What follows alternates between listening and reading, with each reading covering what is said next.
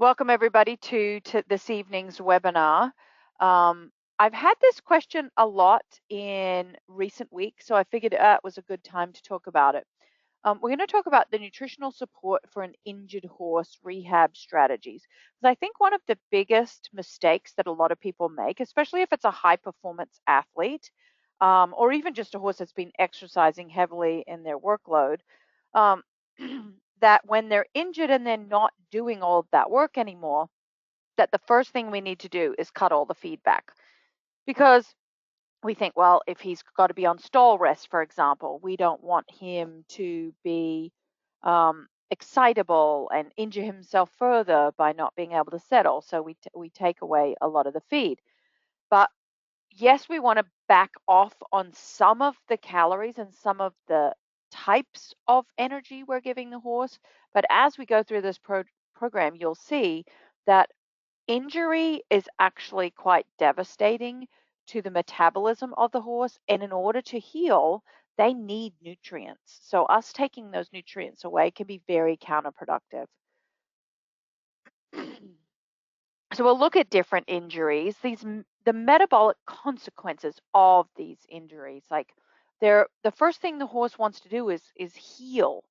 So their metabolism kind of goes into overdrive to try and get as much nutrients broken down and to that area. Oftentimes, like I said, we're taking nutrients away, and that makes the horse go into a catabolic state where they're literally eating themselves alive. What particular nutrients are used by injured horses in more amounts than others, and then some supplements and other feeding programs. So there's lots of different types of injuries. It could be a bone fracture, it could be a skeletal lameness, it could be a muscle injury, a weakness, it could be a surgery, it could be colic or disease or laminitis. The body, though, responds the same way to any kind of injury. Injured or sick horses, we're going to stop training them. If they were away at a trainer, or they're thoroughbreds or standardbreds and they're away at a training facility, they're going to head back to your farm or back to more of a rested environment. Most of the time, an injured horse is given stall rest, especially if it was a limb injury like a broken leg or a laminitis or something. And they often get limited or no turnout because we're trying to maybe decrease the amount of impact that they're putting on that injury. Well, multiple things happen. We all know that when we get hurt or sick, probably the first thing that goes is your appetite. You decrease your appetite. It's part of this stress response. Increased inflammation. But while we've decreased our appetite, and maybe as owners or caregivers for these animals, we're decreasing their caloric intake because we think, oh, well, we don't want them to be hyper, so we'll cut back on the amount of food they're getting because they're not doing exercise anymore.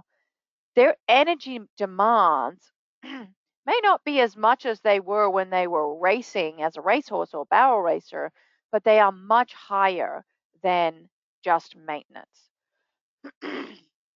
It also takes a little while, excuse me, for the metabolism to change. So you take a horse that's used to eating large quantities of high calorie food and it's exercising a lot, and that's how the metabolism is set up. And then we take away that exercise and we take away all that grain or nutrients from the food, but their metabolism still hasn't changed, right? It takes a little while for that. And we see a lot of weight loss in these injured animals. So this increase in the body's demand for energy. And so let's say it's this racehorse and it's broken a leg during the race. Its metabolism, its body's demand for energy is still really, really high. So we need to make sure that we, in the early stages of that recovery, that we give them all of the nutrients that they need, because their metabolism goes into hyperdrive. Because not only are we having to maintain all of our muscle mass that we've got, so all the calories and nutrients are being used up to maintain that muscle mass. The basal metabolic rate, just the metabolism required to keep the lights on, is really high in this horse. And now he's in injury mode, stress mode. And so if we're not supplying additional nutrients at that point, they will go into a catabolic state, which literally means they will break down their own tissues in order to get those nutrients. Muscles are the first place. So you break down, you utilize all of the glucose that's in your muscle, stored in your muscle. You utilize fat. Most of these horses don't have a lot of fat anyway. And then you literally start breaking down muscle and utilizing that as energy. Protein is not an efficient energy source, but it becomes the only energy source. And then these horses become really weak because they're literally breaking down their own tissue. We get weight loss, muscle loss, and as I mentioned, that catabolic state happens very quickly after this injury. So we need to look at methods to minimize or reverse this catabolic state. Sometimes it's inevitable. You just can't feed the horse enough, or they've had surgery and they weren't fed for a window of time because of the anesthesia. And sometimes they go into that catabolic state, but we're in the early stages. So we want to medicate for pain because that's going to, and obviously these are you're doing under guidance of veterinarian, but let's say that is going to start to slow down that stress response, because when they're in pain, it really hypes up that stress response. If it's an infection, we got to resolve that, because the body will start to be fighting that infection, and they're going to put all of their reserves into fighting that infection, using up nutrients again, losing weight.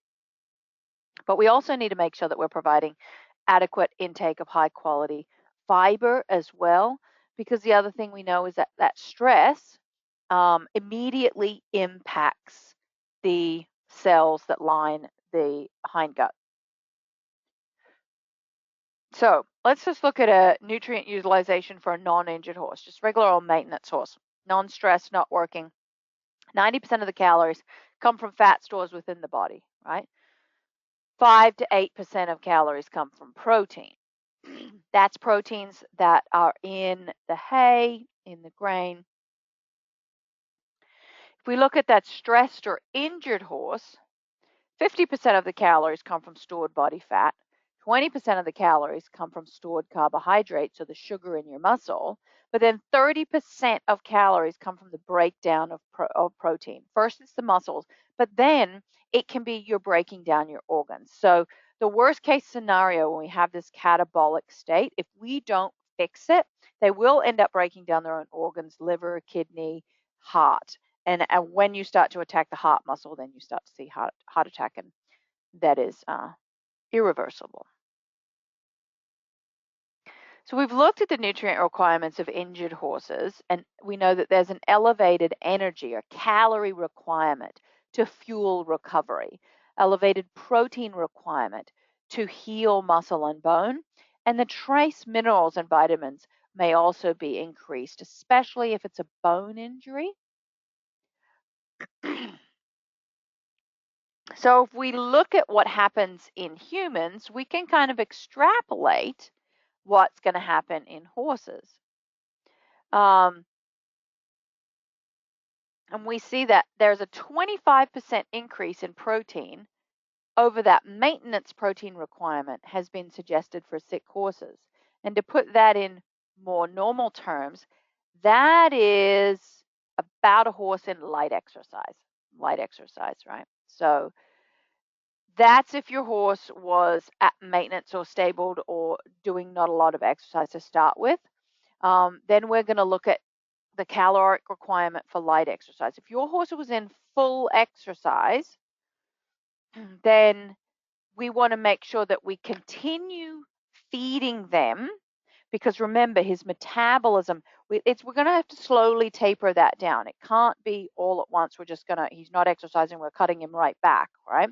we're going to slowly, because we also don't want to make a rapid feeding change and add to their stress load. They've already gone through a huge insult, maybe gone through surgery, maybe in a vet hospital. So we want to make sure we do gradual feeding changes. So maybe if it's a racehorse or a barrel racing horse that's eating a really high carb diet, we keep them on that for a little bit as we are slowly changing it, backing it down, getting them used to a more high fiber, high fat diet.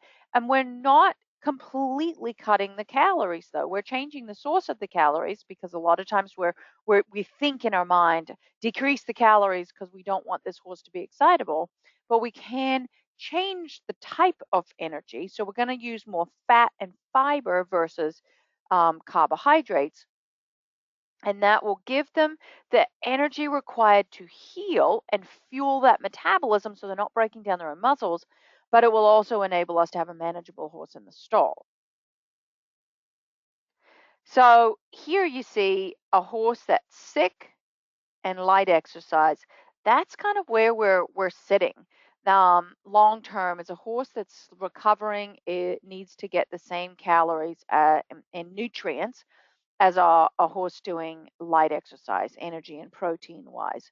But what we don't want to do is take this horse that was in full work and immediately, oh, they've had an injury. Within the first couple of days, we're going to back them all the way down to light work. No, we are. This is going to be a slow transition down to this level of intake. We know trace mineral requirements, especially for a bone injury or muscle or cartilage injury, copper, zinc, and selenium increase. Selenium, powerful antioxidant. We know we've got a lot of oxidative stress going on. Copper and zinc go together, really important for muscle and bone development. You're going to see high amounts of copper and zinc in things like the colt grower or the CMZ paste. They're involved also in tissue regeneration. Amino acid requirements increase. So it's not about the amount of protein necessarily, it's about the quality of protein. So we're looking at adding legumes like alfalfa, or making sure that we're feeding um, something that has high quality protein sources in it. Now, the bloom has high quality protein sources. But typically, unless your horse was maintenance or low intake to start with, the bloom's just not going to be quite enough protein for those horses. So looking at a commercial feed that you might be feeding as well to get you that protein requirement. Or alfalfa is an excellent protein source. Omega-3 fatty acids also help fuel immune function. So the breeders excel. We had the DHA perform, but that was a little unpalatable. Some of you may still have access to that. Other than that, we're looking at the breeders excel to really fuel those omega-3 fatty acids. So we're dealing with this physically fit animal, conditioned to daily exercise, walking machine, track work, right? It is also a mental game that we're dealing with, right? The injured horse, and now everything in their life changes. The diet changes, the exercise completely changes, the routine changes, and that in itself can make them very excitable and nervous. So we want to control the sugars and starch content in the diet, right? And so that's why I say avoid cereal grains. We're going to slowly remove them from the diet. We're not going to go cold turkey on this racehorse or horse that's been eating a lot of these to start with. We're going to slowly back that down and transition them over to fat and fiber. Oil, the DAC oil is absolutely fantastic to add extra calories, no sugar. It increases the omega-3s, the vitamin E, which is also another powerful antioxidant. Adding soaked beet pulp can improve the fiber content, but it also helps to get some hydration into the diet. Using the electroaid, either paste or powder, can also increase hydration. Constant access to hay. We want to make sure that we don't have the horse too thin. We do know that when animals are too thin, that interferes with kind of joint metabolism. It that fat can act as a little bit of a shock absorber in the joint. They're going to lose weight, and if they're already a 4 or a 4.5, and then they lose weight due to this catastrophic injury, then you're really fighting an uphill battle because their metabolism is in overdrive, and everything you're feeding them is going towards just maintaining their body weight, keeping the lights on, and not actually healing them faster. So protein requirements, because when we go into that catabolic state, the body is literally burning up muscle protein. You want to actually supply excess protein in the diet to avoid further muscle loss. So alfalfa is a primary way to add extra protein, good quality protein, 4 to 6 pounds. Doesn't matter what form, pellets, cubes, chop, alfalfa. Your vitamin and mineral, there's some vitamins and minerals also come from alfalfa, like calcium, phosphorus, potassium. Oops. It's critical to maintain these micronutrients to help the body heal. Most of the trace mineral and vitamin fortification comes from things like Total Performance, Orange, but we also must make sure that the horses are getting enough. And I will oftentimes increase by another half a scoop. Say your horse is getting 2 scoops now, I would do 2.5 scoops, because I just really want to make sure that they have ample for healing. So the whole premise is that healing is takes a lot of extra nutrients, calories, protein, and the biggest mistake is to take those away when we should really be adding them. So a diet that doesn't have any trace minerals in it, I can show you this diet for a maintenance horse, an exercising horse. Um, you know, as these forage-only diets become more and more popular, and I know I'm getting off topic, but I'm sure some of you have probably heard about the forage-only craze. We're looking at Timothy hay, alfalfa, beet pulp. We're providing all of the energy and crude protein and calcium this horse needs by adding these forages and a little bit of oil. But you can see that phosphorus, copper, zinc, selenium, manganese, and iodine and vitamin E are all deficient in this diet because there's no vitamin and mineral fortification. So looking at something like the total performance, 2 ounces of total performance on that diet we had before, and now you can see that everything is balanced except iodine, but we don't often balance iodine in the diet. We feed iodized salt, and that corrects that. So what other supplements in the DAC range would be recommended for a horse that's gone through some kind of injury? Well, the E-Natural, because that can help increase muscle fiber regeneration after injury. It's a powerful antioxidant. It's going to help with stiffness, soreness.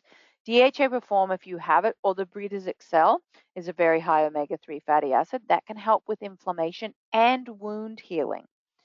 The DDA, because we know that antibiotics and other drugs that are given to remediate pain, they can upset those digestive microbes, all those bugs that live in the hindgut. And we just trade one problem for another. So the DDA. The other thing is we know that a lot of those drugs can really harshly affect the stomach and can, when they're stress them and you put them on store rest and you decrease their appetite, and maybe they're getting non-steroidal anti-inflammatory drugs because of whatever injury they've had.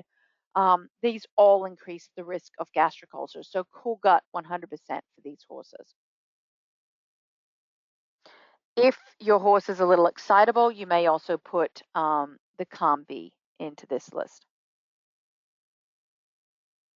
So I mentioned earlier about the hindgut tissue, and we know that the healthy gut, the cells that line the intestinal wall, they're tightly stuck together. We call them tight junctions. Those lines between the cells are really tight. But what happens when the horse is stressed, injury, number one, you've got an injury. Number two, you've completely changed this horse's life now because it was doing all this exercise and now nothing. and you see that those tight junctions separate, and now that any toxic material in the gut or unprocessed food or bad bacteria can now flow into the hindgut, further increasing inflammation and really just exacerbating anything bad that's already going on in the horse. So the DDA with the probiotics and the prebiotics and the GI Pro 3 that we've talked about several times can really help to heal this hindgut tissue and kill off by interfering with the communication of bad bacteria that might bad bacteria are very opportunistic. They see gaps and they pounce. And so, in a situation like this, where stress has caused these intestinal cells to start to break down, bad bacteria see that and they talk to each other and they say, look at that weak spot there. Let's go pound on that area. Let's break it down. Let's replicate in this area. And this is where we're going to set up shop. And what the GI Pro 3 does is actually interfere with those signals. So they can't talk to each other. And so they don't replicate and they don't all bind up in that one area. We know that there's a lot of probiotics available on the market, but we also know that unfortunately during manufacturing, storage, transport conditions, that a lot of these probiotics actually don't end up arriving to your horse alive, which means they're not going to be as beneficial as they potentially could be. So that was one of the things we wanted to overcome with the GI Pro 3. We want to make sure that it is arriving alive and being able to pack the highest punch. Oops, that's in the way. It's a 3 strains of Bacillus. Only PHN clients have access to the GI Pro 3. It will survive pelleting. And that is an issue with a lot of manufacturing, is that the product has to go through a pellet dye or some high heat. And a lot of times these probiotics will die, but we know that the GI Pro 3 actually survives that high heat. We also know that the stomach is very acidic, and especially if we have gone off food, got stressed, we know that the acidic environment in the stomach will be even more. So we know that that acidic environment can actually kill off those probiotics. We know that the GI Pro 3 can withstand really strong acid for 30 to 60 minutes, which is perfect because the food passes through the stomach in as short as 15 minutes. Shelf life, the way this product is designed is that it's kind of got this protective outer coating on it. And so that acid in the stomach breaks it down. So then as it passes through the hindgut and gets into the hindgut where it's going to do its job, that is where it's like you've peeled this outer layer off, this protective coating, and now it flows into the hindgut ready to do its job. So sitting on the shelf, it's not active, not activated. I should say it's active, but it's not activated. It inhibits the growth of bad bacteria, Clostridium, which causes diarrhea, Rhodococcus, Streptococcus, which cause strangles and respiratory issues, and Salmonella. All of these are probably the most common opportunistic pathogenic bad bacteria in horses. And like I said, when we have an injury or a weakness, they see their opportunity and they pounce. So yeah, strangles, loose manure, diarrhea, lung abscesses, just a general ill thrift. The GI Pro 3 is a true probiotic that's going to arrive alive to the hindgut, and it's proven by science to interfere with that pathogen communication. So the Rescue Aid and the DDA, the Rescue Aid paste and the powder, have a full therapeutic dose of the GI Pro 3. There are certainly several other products in the catalog, and if you skim through the catalog, you'll see the little GI Pro 3 logo on several of the products. If it's not the Rescue Aid or the DDA and you see that logo, it means it's in a supportive level, right? But if you've got a sick horse, you should definitely have them on the DDA, Rescue Aid, or the Rescue Aid paste. The difference, rescue aid powder and paste is really just convenience. But a lot of times, if we have horses that have completely gone off their food, I will say, let's put them on rescue aid. Let's do 7 days. If we can manage 7 days, 1 tube a day, and then we'll transition them onto the powder. Um, the other thing is now, obviously, you're doing this within the bounds of whatever the injury was, and you're working with your veterinarian. But exercise actually stimulates muscle and bone healing because exercise and your heart pumping pumps that blood around your body, and your blood is what is bringing all the good nutrients. It helps reduce that muscle loss as well. So, even if it's hand walking or using swimming or walking machine or small pens to turn out, obviously with veterinary permission, but exercise is actually really, really beneficial. Um, there are many times, so to kind of close, there are many types of injuries: burn, colic, muscle, bone, but the body sees them all the same way, right? They have that stress response and they deal with them the same way. Increased inflammation, increased energy demand, weight loss. The body goes into a metabolic, but a metabolic state. Ooh, get my tongue around that. Can go into a catabolic, so their metabolism is on overdrive. Then they can go into a catabolic state, just trying to keep up, where they're literally breaking down their own muscles. And that injured horse has an increased energy and protein and micronutrient requirement. So don't make the mistake of cutting them all the way back, thinking that you're just cutting calories, because you're cutting other critical nutrients. So I know this is short, but the thunder and lightning is getting crazy outside. But with that, I will take any questions.